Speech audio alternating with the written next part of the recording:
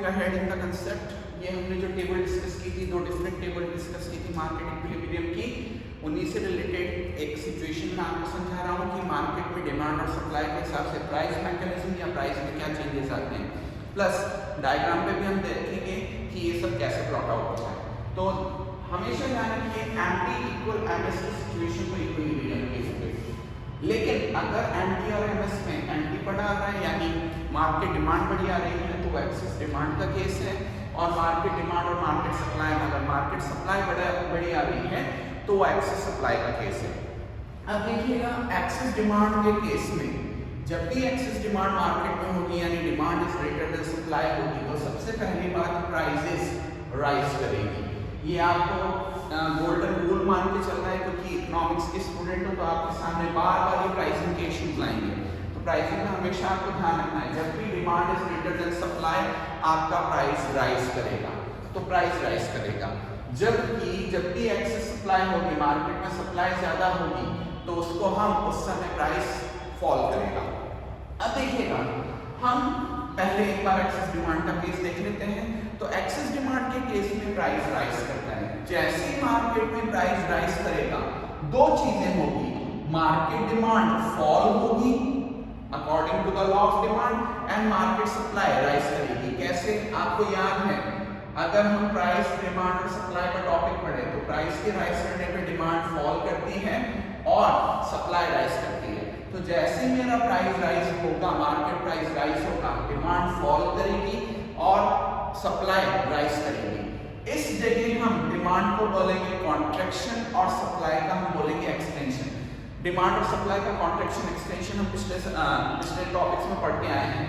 तो price rise होने पर डिमांड कॉन्ट्रैक्ट होगी और सप्लाई राइज होगी। अब देखिएगा हम इसको कहां से समझ रहे हैं। देखिए आप यहाँ पे देख सकते हैं कि ये दोनों सिचुएशंस जो हैं यहाँ पर आप आसानी से देख सकते हैं demand is greater than supply. तो जब demand is greater than supply तो आप देखिएगा मेरी प्राइस राइज करेगी, 10 से 20 प्राइस होगी। अब देखिएगा 10 प्राइस कहाँ चल रही है बेटा, ये 10 प्राइस चल रही है, ठीक है। इस समय हमारी डिमांड है सपोज एमडी इस पॉइंट पे और सप्लाई है इस पॉइंट पे। तो आप देख सकते हैं कि डिमांड और सप्लाई में डिमांड बढ़ी है, ये जो बेटा गैप आ रहा है ये एक्सेस डिमांड का गैप है, एक्सेस डिमांड का गैप है। तो जब मेरी प्राइस 10 चल रही थी उस समय मेरी डिमांड है सपोज डिमांड है मेरी 50 और सप्लाई थी उस समय मेरी 10, दोनों बढ़ी, दोनों में डिमांड बढ़ी। डिमांड बढ़ी होने की वजह से सबसे पहले मेरा प्राइस राइज करेगा। प्राइस राइज होके देखिएगा टेबल में क्या हुआ, प्राइस 20 बन गया, प्राइस 20 बना। तो देखिए अब मेरा प्राइस राइज हो गया 20। अब प्राइस के राइज होते ही दो चीजें होगी, डिमांड कॉन्ट्रैक्ट होगा, जैसे ही प्राइस राइज होगी 20 पे डिमांड कॉन्ट्रैक्ट होगा। डिमांड का कॉन्ट्रैक्शन बेटा हमेशा अपवर्ड मूवमेंट के तौर पे शो होता है, अपवर्ड मूवमेंट के तौर पे शो होता है।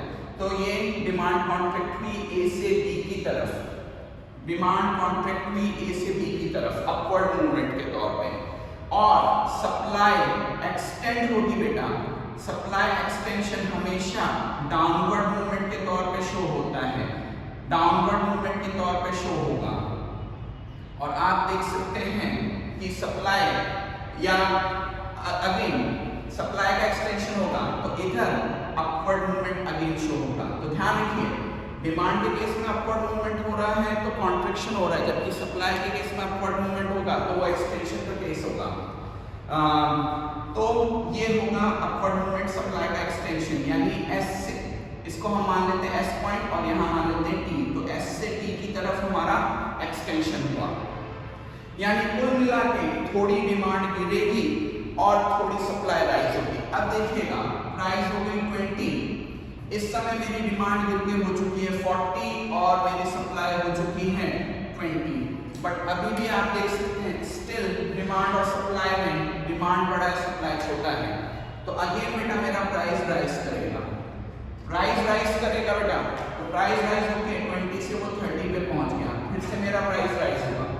अगेन यहाँ पर भी डिमांड और सप्लाई में, डिमांड और सप्लाई में डिमांड बढ़ा था, तो अगेन मेरा प्राइस राइज हुआ, प्राइस राइज होकर 20 से 30 पहुंच गया। अब अगेन प्राइस के राइज होने के बाद मेरा डिमांड कॉन्ट्रैक्ट होगा और मेरा सप्लाई एक्सटेंड होगा। डिमांड का कॉन्ट्रैक्शन इस बार शो होगा P2E की तरफ अपवर्ड मूवमेंट, जबकि सप्लाई का एक्सटेंशन शो होगा T2E। ये तो हुआ B2E डिमांड का कॉन्ट्रैक्शन और सप्लाई का एक्सटेंशन होगा T2E। और इस बार दोनों मिलके वैल्यू हो जाती है 30, डिमांड भी हो जाती है 30 और सप्लाई भी 30 हो जाती है। यहाँ पर आके इक्विलिब्रियम बन जाएगा। अब इस इक्विलिब्रियम के दौरान इक्विलिब्रियम प्राइस है बेटा 30 और इक्विलिब्रियम क्वांटिटी चल रही है बेटा 30। इसी को हम इनवर्स वे में पढ़े तो जब एक्सेस सप्लाई का केस चल रहा होता है तो प्राइस फॉल करती है। देखिएगा ये जो केस चल रहा है यहाँ पर एक्सेस डिमांड था, अब मैं ऊपर से इस टॉपिक को समझा रहा हूँ एक्सेस सप्लाई का केस। तो यहाँ ध्यान रखिएगा स्टार्टिंग में सबसे पहले मेरे पास एक्सेस सप्लाई जो था वो था एक्सेस सप्लाई चल रहा था AS के नाम से, ये AS इस जगह का एक्सेस सप्लाई हुआ था बेटा।